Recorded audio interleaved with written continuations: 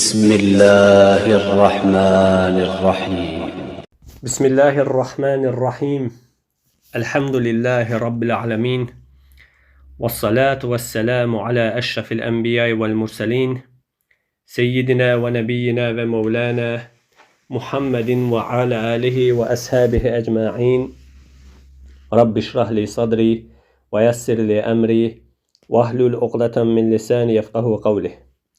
Allah Azze ve Celle'nin rahmetiyle İbn Rəcəb el-Həmbəli rahimahullahın təfsirini oxumağa davam edirik və dedik ki, Qurandan bəzi ayələri standart olaraq, yəni tərtib üzrə bütün ayələri təfsir etməyib, şeyx bəzi ayələri təfsir edib, biz də həmin ayələrdən oxumağa davam edirik.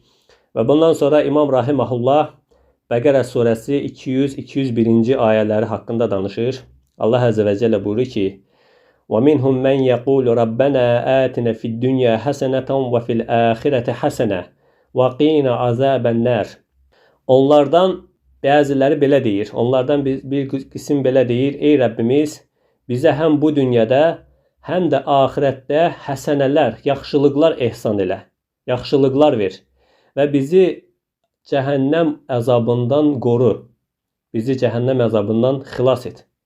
Ulaika lahum nasibun mimma kasabu vallahu sari'ul hisab. Onlar üçün qazandıqları əməllərə görə bir hesab, bir pay var, bir mükafat var. Allah Azze ve Celle tez haqq hesab çəkəndir. Sələflərdən bir çoxu təşrik günlərində duaları çoxaltmağı da müstəhəb görmüşdür. İkrimə rahiməhullah buyurur ki, təşrik günləri haqqında keçən dərsimizdə danışdıq. Yəni bayram günlərində, Qurban və ya Ramazan bayramı günlərində, Qurban bayramında 3 gündür təşrik günü və ya bir görüşə görə də Zilhiccənin ilk 10 günü artıq təşrik günü, daha doğrusu həmin duanın edildiyi, təkbirin gətirildiyi gündür. İkrimə rahiməhullah buyurur ki, təşrik günlərində ey Rəbbimiz bizə həm dünyada, həm də axirətdə yaxşılıqlar ver deyə dua etmək müstəhəbdir. Yəni həmən duanı, Bəqərə surəsi 200-cü duanı etmək təşrik günlərində müstəhəbdir. Bu dua bütün xeyirləri özündə cəm edən dualardandır, qardaşlar. Allah Resulü sallallahu aleyhi və səlləm tez-tez bu duanı edərdi. Hətta bu dua onun ən çox etdiyi dualardandır. Ən çox etdiyi dua olaraq nəql olunmuşdur. Bu hədisi İmam Müslim, İmam Əhməd rivayet etmişdir. Allah Resulü sallallahu aleyhi və səlləm hər hansı bir dua etdikdə bu duanı da ona əlavə edərdi. Bir dua etdikdə arxasınca həmin duanı da edərdi ki, Rabbənə ətinə fid-dünya həsənətən və fil-əxirəti həsənə. Hər hansı bir dua etdikdə bu duanı da onun arxasınca edərdi. Beləliklə duası dünya və axirət xeyrini cəm edirdi. Həsən el-Basri rahiməhullah bu ayə haqqında buyurur ki, dünyada yaxşılıq, elm və ibadət, axirətdə yaxşılıq isə cənnətdir. Bunu İmam Təbəri Cəmiül Bəyanda təfsirində bəyan etmişdir. Dünyada yaxşılıq nədir? Elm və ibadət. Axirətdə yaxşılıq isə cənnətdir. Sufyan əs-Səvri rahiməhullah buyurur ki, dünyada yaxşılıq, elm və halal ruzi, axirətdə yaxşılıq isə cənnətdir. Dua, əziz və uca Allah'a zikr etməyin ən üstün, ən fəzilətli növlərindəndir, qardaşlar. Ziyad el-Cassas, Əbu Kunənə el-Qurəşidən etdiyi rəvayətə görə Əbu Musa el-Əşari radiyallahu anhu bayram xütbəsində belə buyurur: Qurban bayramının ilk günü və arxasınca gələn 3 gün Allah Azze ve Celle'nin Quranda zikr etdiyi müəyyən günlərdir və bu günlərdə dualar rədd edilməz. O halda Allah Azze ve Celle'ye yönəlin. Həcc ibadətini bitirdikdən sonra Allah'ı zikr etmə əmrinin əlavə bir mənası da vardır ki, o da nədir? Digər ibadətlər, qardaşlar, tamamlanır. Allah Azze ve Celle biz keçən dərsimizdə bunu zikr etdik. Allah Azze ve Celle buyurdu ki, həcc tamamlandıktan sonra Allah'ı daha çok zikr edin. Ata babalarınızı xatırlatdığınızdan daha çok Allah'ı zikr edin.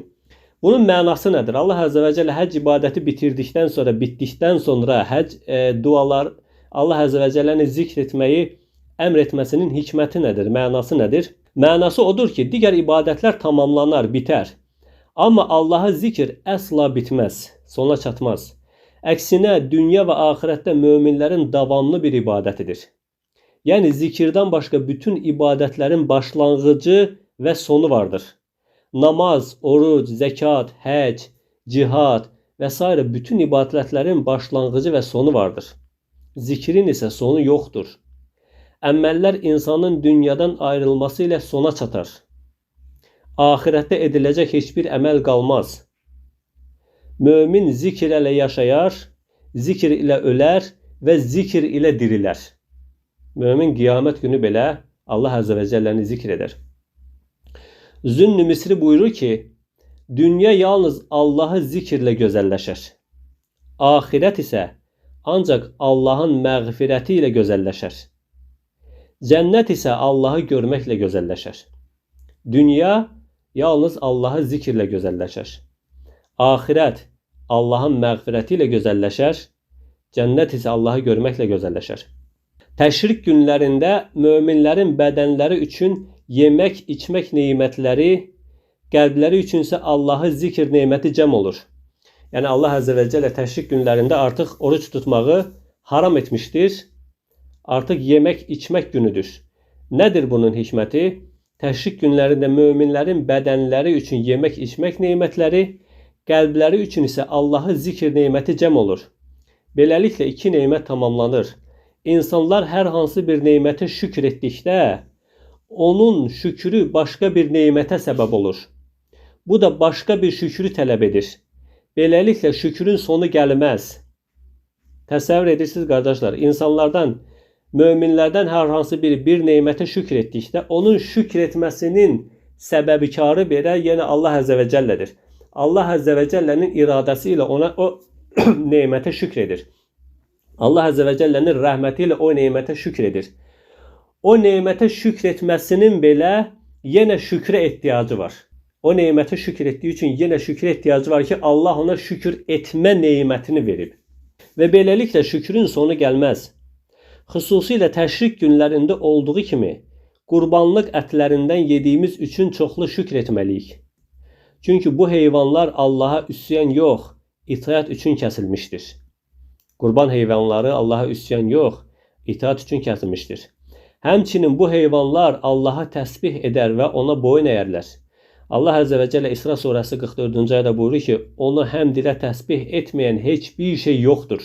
Bu heyvanlar Nəhl və Həcc surələrində qeyd olunduğu kimi Allaha səcdə edərlər. Beləliklə də onlar Allahı bəzi insanlardan daha çox zikr edərlər. Heyvanlar Allahı bəzi insanlardan daha çox zikr edərlər. Allah Əzə və Cəllə mömin qullarının bədənləri güclənsin deyə bu itaətkar qullarını kəsməyə izin vermişdir. Yəni insanın, möminin şərəfinə bax ki, Allah Əzə və Cəllə onun bədəni qüvvətlənsin deyə Allahı gecə gündüz zikr edən bir qulları, heyvanları kəsməyə Allah Əzə və Cəllə izin vermişdir.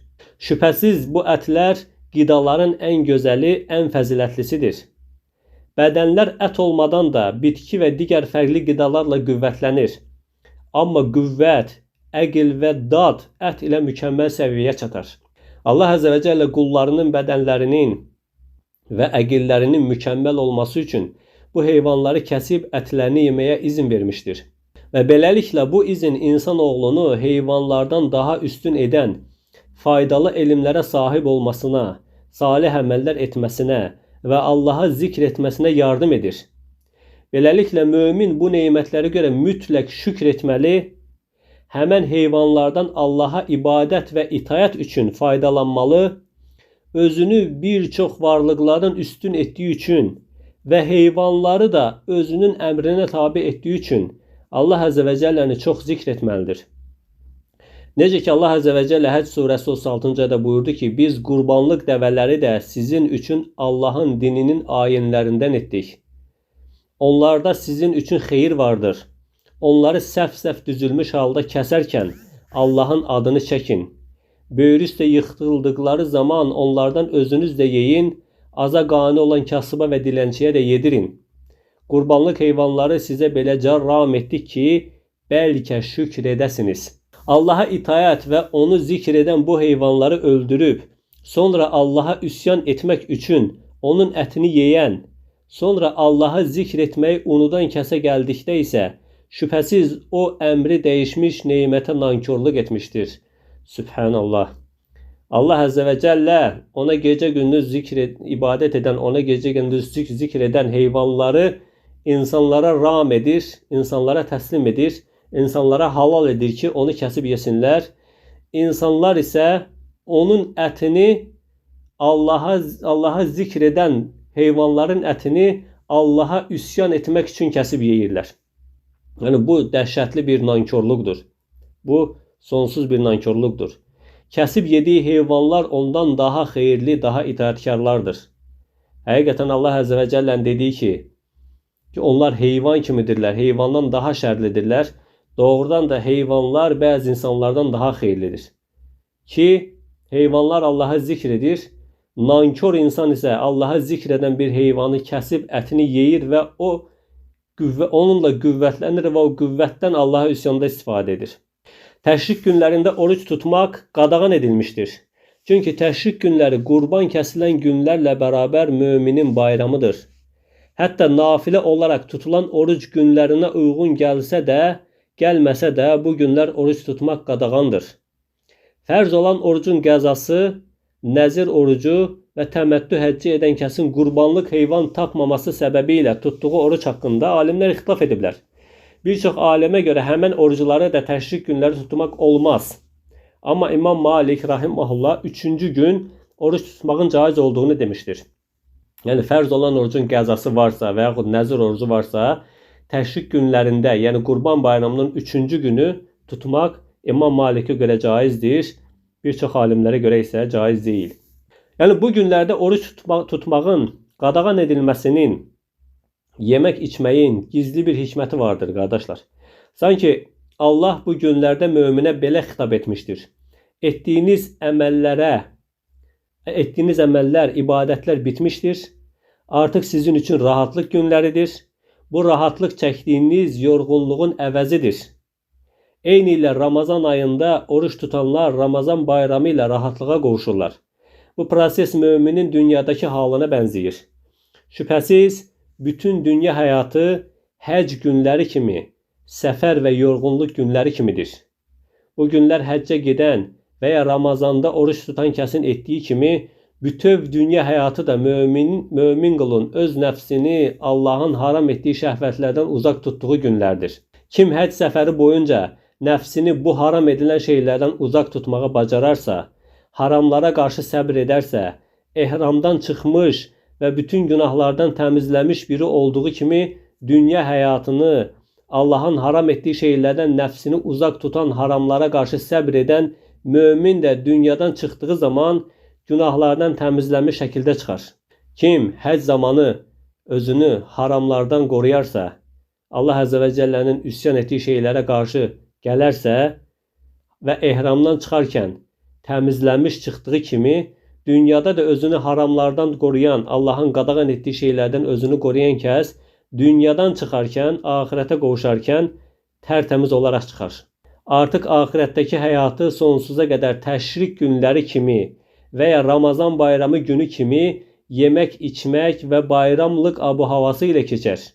Buna görə də cənnət əhlinə bu deyilir ki, Kulu vaşrabu, yeyin, için.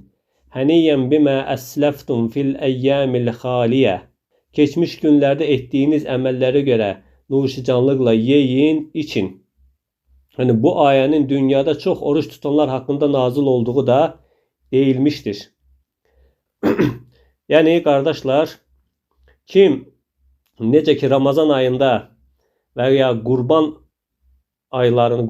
ayında Zilhiccənin ilk 10 günündə oruç tutduğu günlərdə özünü haramlardan, Allah Azze ve Celle'nin haram etdiyi şeylərdən digər günlərdə qoruduğundan daha şiddətli qorumağa çalışırsa, haramlardan uzaq durmağa çalışırsa və bunun nəticəsində Allah Azze ve Celle Ramazan bayramı nəsib edir ki, artıq sizin ibadətiniz bitmişdir, yeyin, için.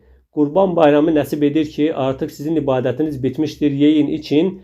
Eyni ilə bütöv dünya həyatında da özünü haramlardan qorumağa çalışan qul üçün Allah Azze ve Celle sanki ahirette deyir ki, artık sizin ibadetiniz bitmiştir, bu sıkıntınız bitmiştir. Kulu vaşrabu, yeyin için. İnşallah bununla kifayetlenək. Kardeşler, Allah Azze ve Celle izin verirse devam ederiz. Sübhaneke Allahumma ve bihamdik. Eşhedü en la ilahe illa ent. Estağfiruke ve etûbü ileyk.